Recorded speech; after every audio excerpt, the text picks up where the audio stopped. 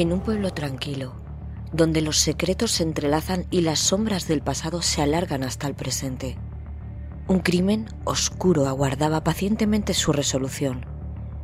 La muerte de Antonia Torres parecía condenada al olvido, sepultada bajo capas de silencio y complicidad. Sin embargo, el destino tejía sus hilos de forma misteriosa, entrelazando este caso en un crimen enigmático. Hoy hablamos del crimen de Caspe. Soy Silvia Black y esto es La Cara del Mal.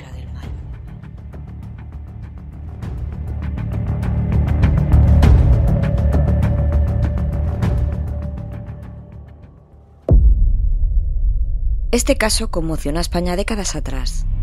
Es la historia de un crimen olvidado, de un amor que se transformó en tragedia, pero que tras años de incertidumbre finalmente se resolvió.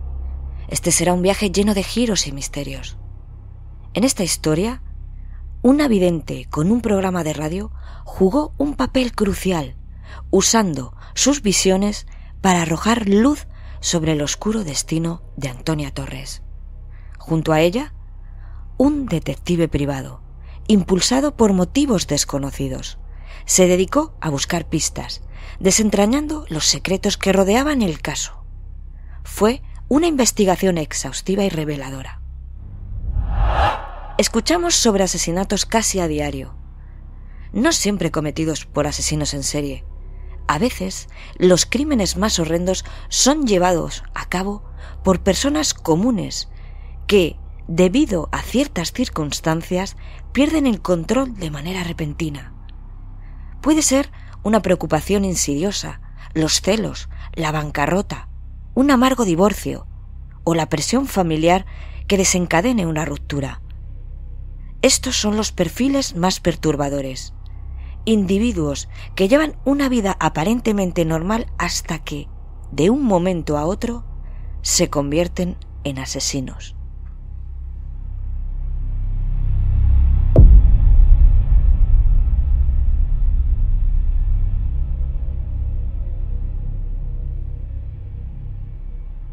Nuestra protagonista de hoy es Antonia Torres, una joven de 19 años, nacida en Baena, Córdoba, en una familia muy humilde y numerosa. Son 10 hermanos, pero una familia muy unida. Antonia adoraba a sus padres y hermanos. Sus hermanas decían que era muy guapa, muy amable, que era muy detallista, que le gustaba mucho peinarse, el maquillaje. Antonia estaba cargada de sueños. Deseaba mejorar. Quería encontrar un trabajo, ser madre y algún día tener su propia familia. Su primer destino para cambiar y mejorar fue irse a vivir a Zaragoza. Allí se instaló en la casa de su gran amiga Olga y la madre de esta. Esto sería a finales de 1977. Antonia, ya instalada, durante días busca trabajo y encuentra empleo como asistenta en una casa. Y es en esa misma casa donde conoce al que sería su novio, Fernando Olmos. Él era electricista y estaba en aquella casa haciendo unos trabajos. Después de varios días viéndose, empezaron a gustarse, empezaron a quedar y se hicieron novios. Pero Antonia le confiesa a su amiga que tiene dudas, pero que es muy feliz con Fernando, que llevan 3 años de relación y que ella sueña con casarse y de hecho está embarazada. Va al ginecólogo con su amiga y parece ser que está embarazada de 3 meses. Pero una sombra de preocupación oscurece su felicidad. Sabe que la familia de Fernando no la acepta. Sus padres la rechazan abiertamente. También es consciente de que Fernando vive bajo la fuerte influencia de sus padres. Él está lleno de dudas. ¿Está realmente preparado para ser padre? Esta incertidumbre la inquieta profundamente. Los padres, desde el minuto 1, no aceptaron a Antonia. Y no cesan de decirle a Fernando que la deje. Insisten en que ella es una mala persona, que solo busca un marido, que proviene de una familia pobre, que solo es una chacha. Y le repiten constantemente que merece una mujer mucho mejor. Y le presionan sin descanso para que la abandone. Quienes conocían a Fernando decían de él que era muy tímido y estaba sometido a la voluntad de sus padres. Le describían como una persona débil y de poco carácter. Fernando pasaba los días sumido en profundas reflexiones sobre su situación. En casa todos los días tenían grandes enfrentamientos. El miedo le consumía. Temía continuar con su relación a pesar de la negativa constante de sus padres. La presión era insoportable. Y en un acto de desesperación, toma una decisión radical. Decide comprar un arma. ¿Qué planea con esto? Pero también decide fugarse con Antonia. ¿Será este el comienzo de una historia de amor prohibido o el preludio de una tragedia inevitable?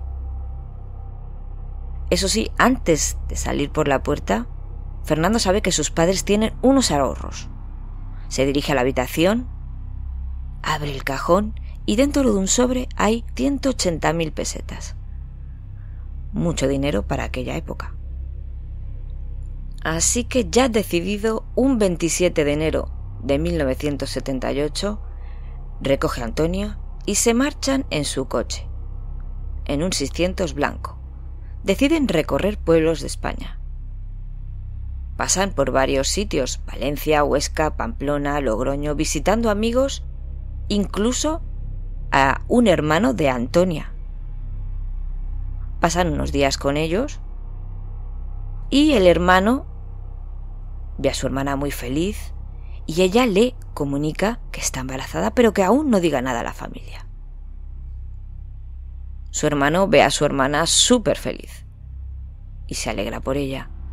Cuando llega el día de la despedida, ese abrazo será el último que dé a su hermana.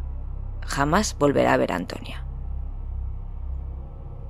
La pareja continúa con el viaje, gastando dinero en comer, en visitar lugares, y casi siempre duermen en el coche. Durante un mes se comunican con ambas madres. Fernando, mediante cartas, pone al corriente a su madre de sus viajes y de cómo les va. Y Antonia también escribe cartas a su familia informando del viaje, las aventuras y de lo feliz que está con Fernando.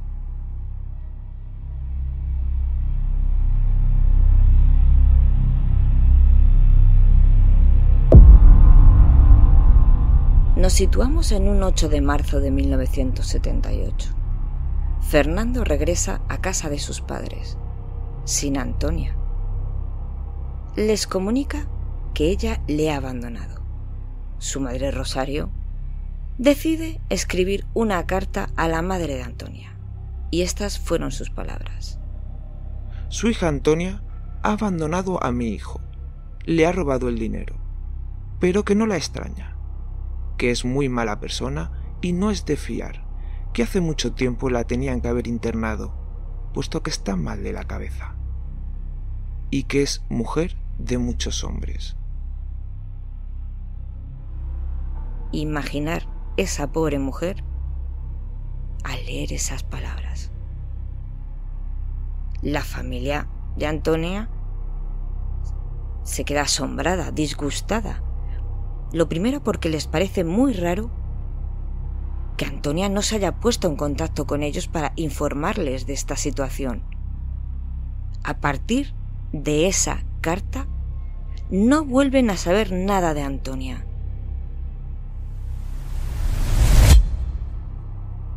Su madre, Manuela Sánchez, se traslada a Zaragoza para denunciar la desaparición de su hija.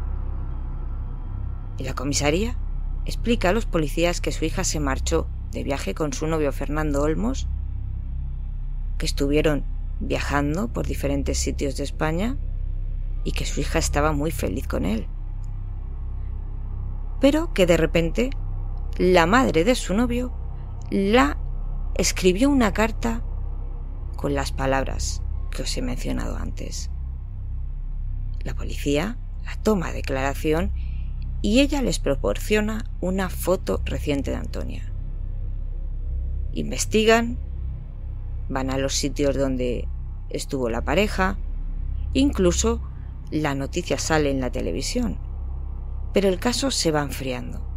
La familia vive con la incertidumbre de saber del paradero de Antonia. Ella nunca se habría ido sin comunicar a su familia sus planes, ni siquiera a su amiga Olga, la cual la intentó buscar por todas partes, por todos los medios. Pasan 8 años, sin ninguna información del paradero de Antonia. En ese tiempo, la familia recibe llamadas de teléfono de personas que les dicen que han visto a Antonia en diferentes ciudades, que la han visto en Pamplona, y la familia se traslada a Pamplona, pero al final no se acaba nada en claro. Pese a que la familia acude a todos y cada uno de los sitios, no dan con ninguna información ni paradero de Antonia.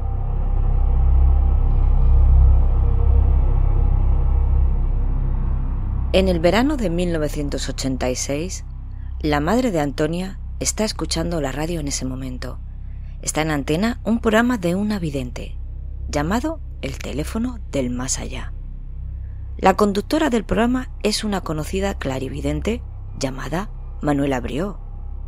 Además, ese día cuenta con un invitado muy especial que va a escuchar toda la historia.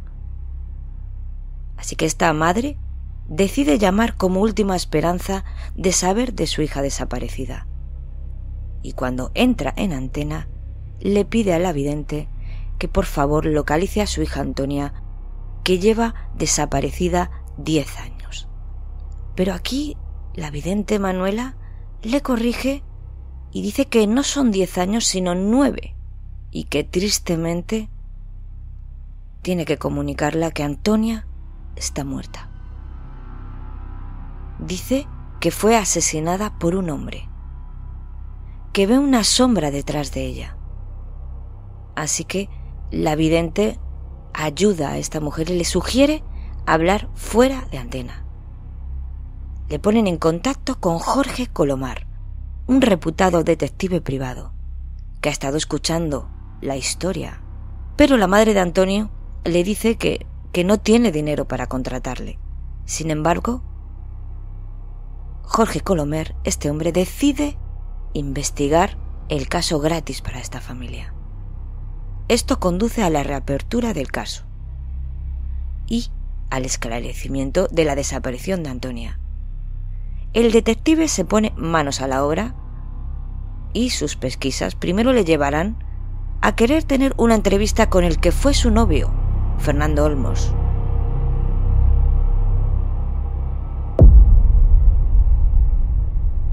El detective Jorge Colomar se dirige a casa de la familia Olmos.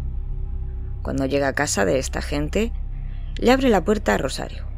Él se presenta y simplemente dice que va a hacer unas preguntas sobre la desaparición de Antonia. La mujer le invita a entrar, incluso le ofrece una taza de café. Le pregunta que si sabe qué pasó con Antonia. La mujer le dice que tan solo sabe que abandonó a su hijo, pero que su hijo ahora era feliz y estaba casado con una muy buena mujer. Tras unos breves minutos aparece Fernando, que se queda frío al ver a Jorge Colomar allí. En esa conversación, Fernando se muestra muy educado y cooperativo, hasta que el detective le menciona el embarazo de Antonia. En ese momento se pone muy nervioso y afirma que se trataba de una falsa alarma, que al final no estaba embarazada. Colomar aprovecha la situación para sacar información a la madre y ésta le habla con mucho desprecio de Antonia. Le cuenta que unos días antes de que se fuera con Fernando, se enteró de que estaban durmiendo en un coche y que eso no era vida, que le intentó convencer a su hijo de que volviera a casa, pero no lo consiguió. Eso sí, Fernando le devuelve algo de dinero del viaje que le sobró, pero no todo. El detective ve que aquí hay contradicciones entre la versión de madre e hijo, ya que Fernando dijo que Antonia se fue con todo el dinero. No cuadra con la versión de la madre, que dijo que Fernando la devolvió parte del dinero.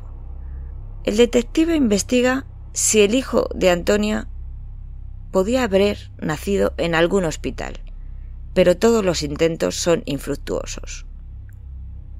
Antonia no había obtenido el pasaporte, lo que sugiere que no salió de España. Tampoco renovó su DNI, que caducaba en 1980.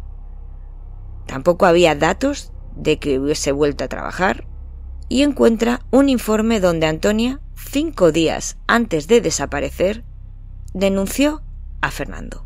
La denuncia era por estupro.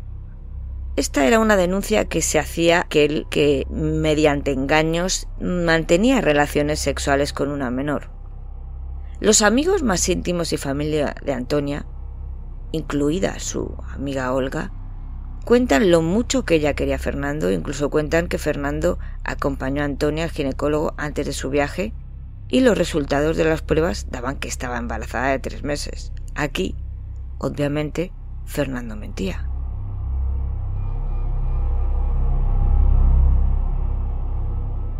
El detective Colomar, decidido a desentrañar el misterio, se dirige a la última dirección conocida de Antonia. Es la casa de su mejor amiga y confidente Olga, situada en el barrio de Torrero, en Zaragoza. Al llegar sabe que este encuentro podría ser clave para su investigación. Olga, la fiel amiga de Antonia desde los 17 años, le recibe con una mezcla de nostalgia y preocupación. Recuerda cómo ambas solían compartirlo todo, desde tardes de baile hasta secretos inconfesables. Dice que Antonia era la chispa de la fiesta, siempre divertida. Que en 1975 Antonia conoció a Fernando. Describió de él que era un hombre encantador, educado y muy amable, que estaban locamente enamorados. Para Antonia, Fernando lo era todo. Soñaba con pasar el resto de su vida a su lado, formar una familia y ser felices para siempre. El detective le preguntó si era cierto lo del embarazo, y Olga dijo que ella misma acompañó a Antonia al ginecólogo y sí, estaba embarazada de más de 3 meses. También le comentó que la relación de Antonia con los padres de Fernando era un tormento, ya que nunca la aceptaron y a él le presionaban para que la dejara. Una tensión que amenazaba con destruir su felicidad. Antonia se mostraba más preocupada, notaba a Fernando cada día más distante con ella. De hecho, los días pasaban sin una llamada de él y la angustia la consumía. Una tarde, Antonia y Olga incluso fueron a la caseta de Caspe, un lugar de encuentro donde la pareja solía ir, en un acto de esperanza, pero no le encontraron. Aquí Antonia es cuando decidió denunciarle por abandono. Entonces, en un giro inesperado del destino, Fernando apareció de repente en la puerta de la casa de Olga. Estaba decidido a fugarse con ella y escapar de todo y de todos. Olga recordaba a Antonia dando saltos de alegría, llena de felicidad, aceptó sin dudarlo y juntos se fueron, dejando atrás un mundo sin complicaciones. Olga le dice que tras este viaje pensó que Antonia y Fernando se casarían y él venció el miedo de sus padres. Pero cuando Fernando volvió solo de aquel viaje, nunca más supo de su amiga. Ella le pidió explicaciones y él contestaba que le había abandonado. Olga esto nunca lo creyó, ya que su amiga le hubiese contado todo. La extrañaba que Antonia hubiese desaparecido, así que nunca más volvió a verla. En medio de esta conversación, la madre de Olga, Juana, ofrece a Colomar una pieza intrigante del rompecabezas. Confiesa que ha tenido varias pesadillas recurrentes en las que veía a una mujer en llamas, atrapada sin poder salir. Colomar es escéptico ante tales visiones. No le da mayor importancia en ese momento. Sin embargo, sabe que en las investigaciones hasta los detalles más insospechados pueden ser cruciales más adelante.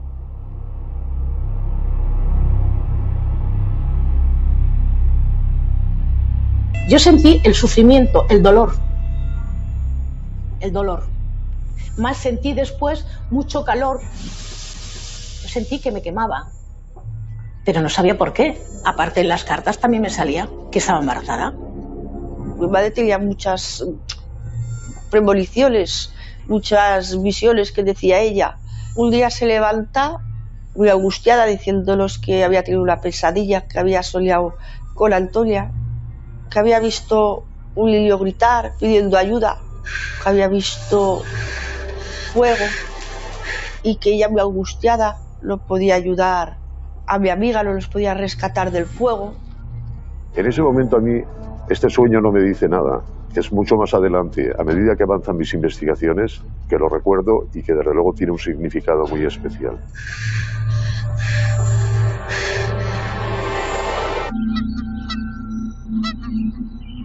Cada vez que vengo a este lugar siento una extraña sensación. Recuerdo las manifestaciones que me hizo Juana, la madre de Olga, que decía que en un sueño que tenía con frecuencia, veía como Antonia pedía o intentaba pedir auxilio porque estaba envuelta en llamas. Que ese lugar tenía dos puertas, una delantera y una trasera. Que intentaba salir por una y no podía. Intentaba salir por la otra, por el otro lado y tampoco podía. Esta cabaña, curiosamente, tiene una puerta delantera y una trasera.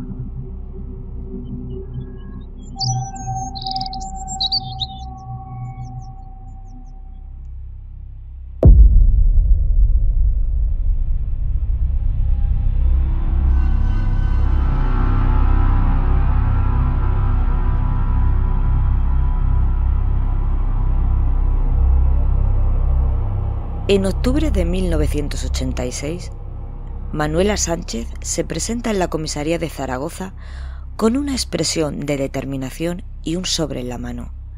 Entregó a la policía el informe del detective Jorge Colomar, quien había estado trabajando incansablemente en la misteriosa desaparición de su hija Antonia Torres.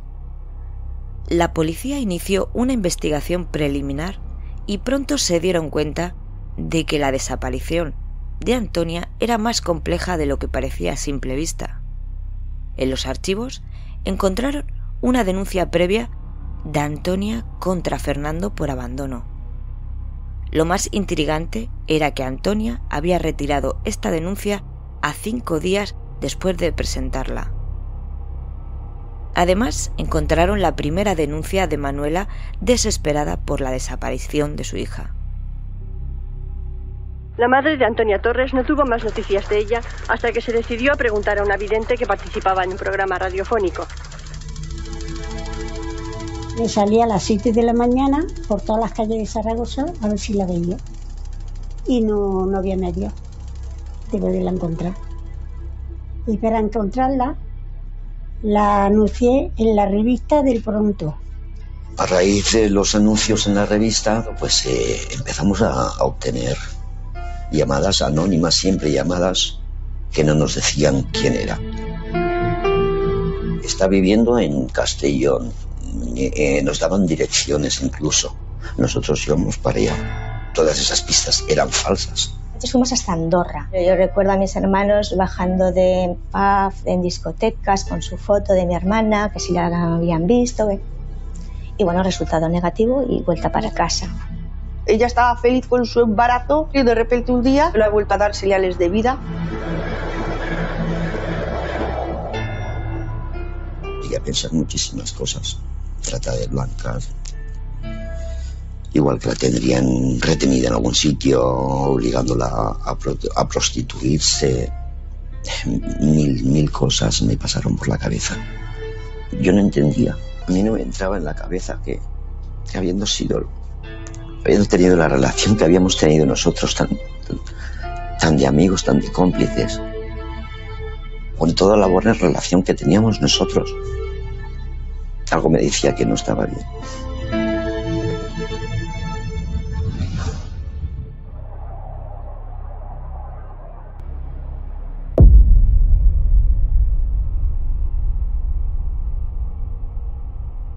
Estos datos cruciales habían quedado relegados al olvido hasta que Jorge Colomar los desenterró. Gracias a su informe detallado, el Grupo 2 de Homicidios de Zaragoza decidió reabrir el caso en diciembre de 1986, con la esperanza de descubrir la verdad detrás del enigma que envolvía a Antonia Torres. La ciudad de Zaragoza, envuelta en un aire de misterio, aguardaba con expectativa los avances de esta intrigante investigación. La policía decide llamar a Fernando Olmos para interrogarle. Es su primer sospechoso. Le citan con la excusa de un trámite de su licencia de armas. Cuando le tienen allí, le preguntan por Antonia. Se muestra muy nervioso y da declaraciones contradictorias. Primero les dijo que ella le abandonó y no volvió a saber nada de ella desde el 78. Pero finalmente acaba confesando a los policías que lleva 8 años sin poder dormir, porque sueña con Antonia. Confiesa que no está desaparecida, sino muerta. Cuenta que ella le comentó que iba a abortar y fue sola a una clínica de Zaragoza. Y cuando volvió a verla, la vio muy enferma. Le dijo que no se encontraba bien y sangraba mucho. Él quiso llevarla a casa de su madre, pero que la carretera estaba en muy mal estado, que durante el camino ella sangraba mucho y pararon en un sitio que daba al embalse de Caspe, que ya conocían muy bien. Según Fernando, ella se desmayó en el coche y tuvo que llevarla en brazos. Durante 2 horas estuvo preocupado porque Antonia dejó de respirar. Se dio cuenta que murió en sus brazos. Estaba muy asustado y no supo cómo reaccionar, así que decidió quemar su cuerpo y sus pertenencias que estaban en una maleta. Fernando cogió maleza de los alrededores de la zona, prendió fuego a la cabaña y cuando estaba todo en llamas, se marchó. Los investigadores no creyeron aquella versión. Además, los médicos decían que era improbable practicar un aborto a un feto con 5 meses.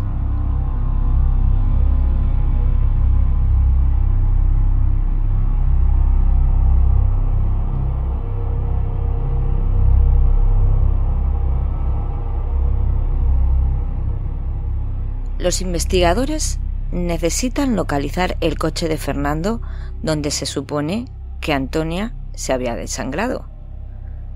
Hubo suerte, el coche lo tenía un amigo de Fernando.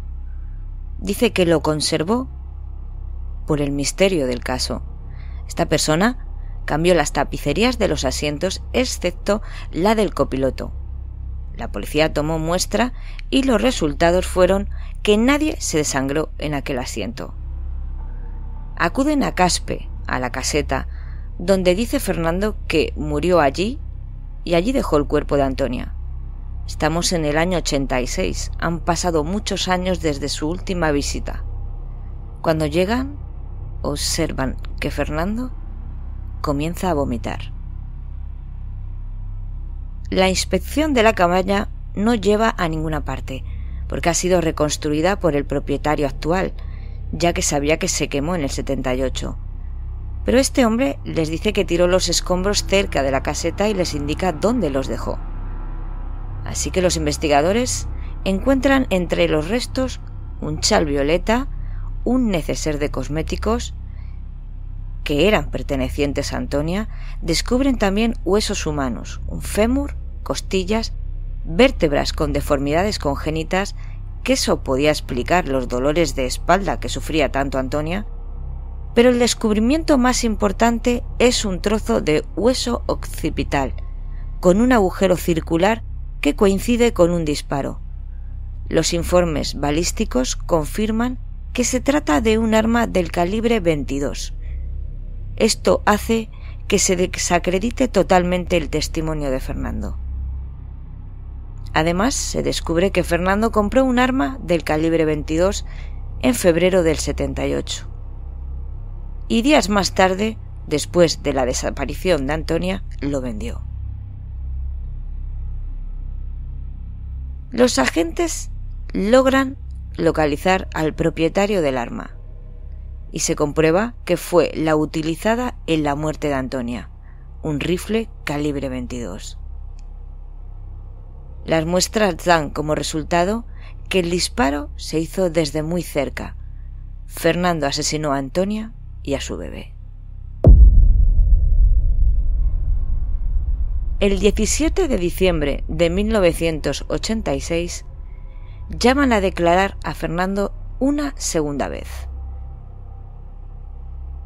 En este interrogatorio cuenta que fueron a casa de Antonia y pararon en la caseta de Caspe para comer, para hablar sobre su relación. Y la dijo que no quería ser padre ni quería casarse. Antonia se enfadó mucho y la abofeteó, llamándole cobarde. Así que él reaccionó de una manera violenta, cogió el rifle y la disparó por la espalda. Al verla tirada en el suelo y muerta, entró en pánico. Así que cogió el cuerpo de Antonia, sus cosas, los metió en el interior de la caseta, donde todo lo quemó. Antonia, no puedo con esto. No estoy preparado para ser padre. Esto se tiene que acabar. Entonces, ¿me dejas tirada? A mí y a tu futuro hijo. ¿Sabes lo que te digo? Que eres un cobarde.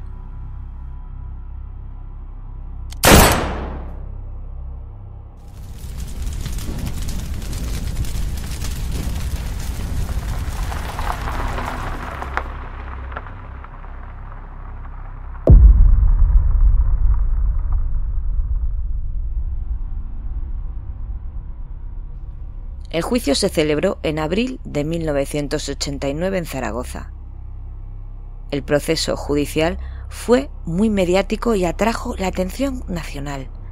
La confesión de Olmos, junto con las pruebas presentadas por Colomar, fueron decisivas. Fernando sorprendió a todos en el juicio dando una tercera versión de los hechos, diciendo ahora que ambos acordaron suicidarse juntos. Fueron a un lugar y él le entregó la escopeta a ella. Y claro, ella se disparó antes que él. Después, él no fue capaz de suicidarse.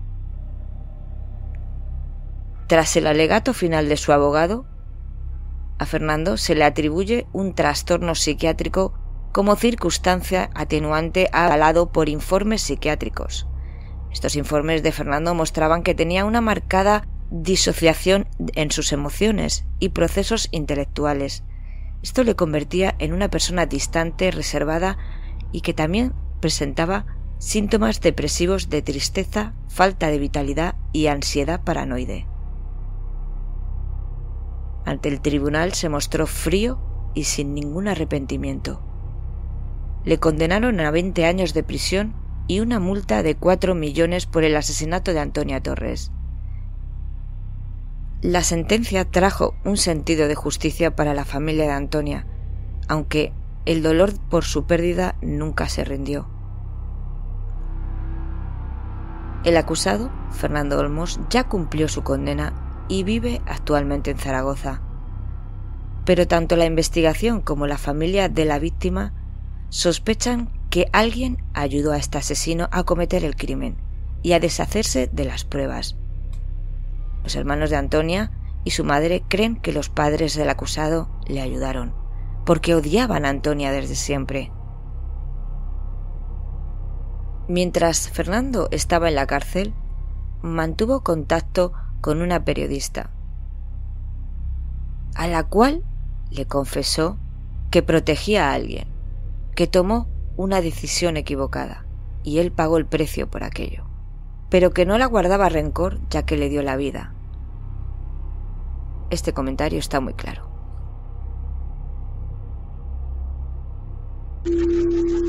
Hola Loli, mira, yo estoy en la cárcel.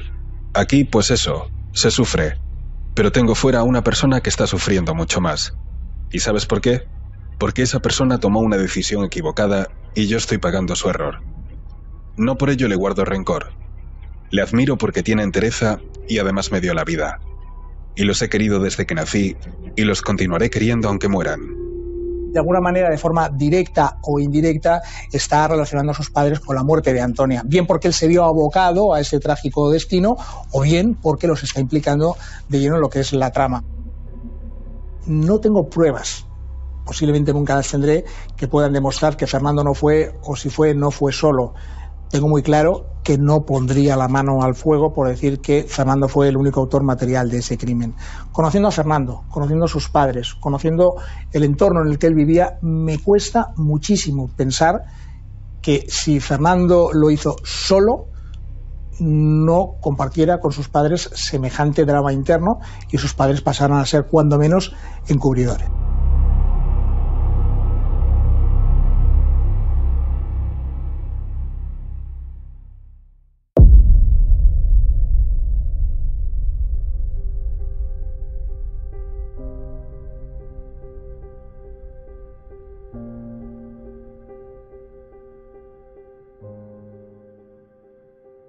La familia de Antonia cree que Fernando no tuvo el valor de cometer este crimen solo, que fueron los padres, pero obviamente esto ya no se puede probar, ya que estas personas no colaboraron en nada y murieron poco después de la sentencia de Fernando.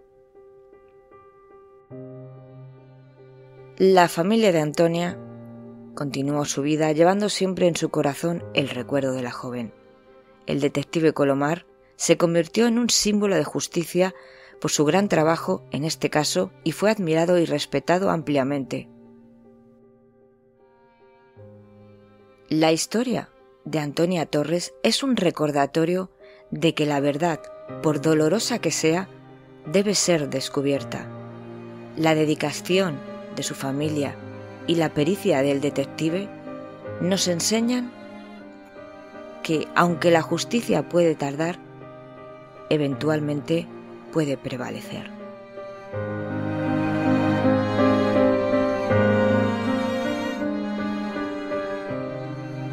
Y aquí, amigos, me despido.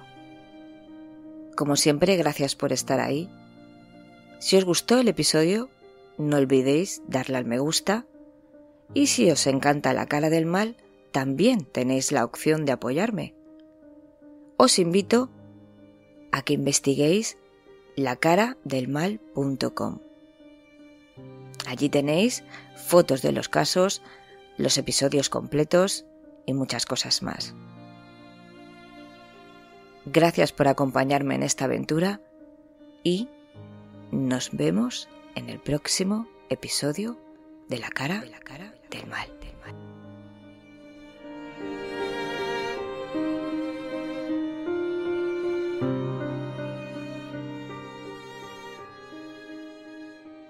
Mire, yo soy Jorge Colomar, el detective privado.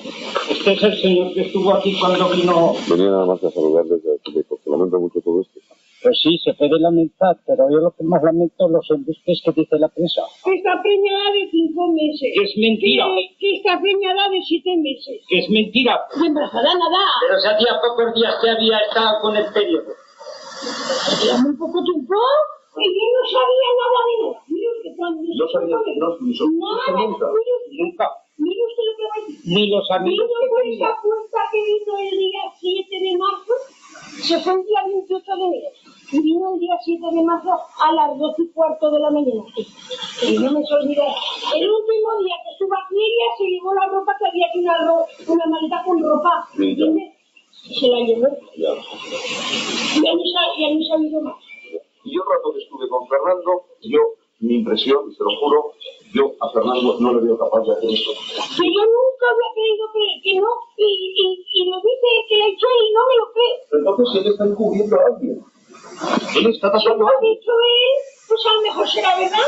No hay ningún testigo, o sea, no se podrá descubrir nada más. Nada, porque estaban niños delitos. ¿Estás seguro? Segurísima, eso sí que estoy seguro. A ver, Esa va solo. ¿sabes lo que pasa? Que del árbol caído luego todo el mundo hace leña. Todo lo comprendo, que mi hijo está vivo, y no te está bajo tierra. Mi hijo de donde está saldrá.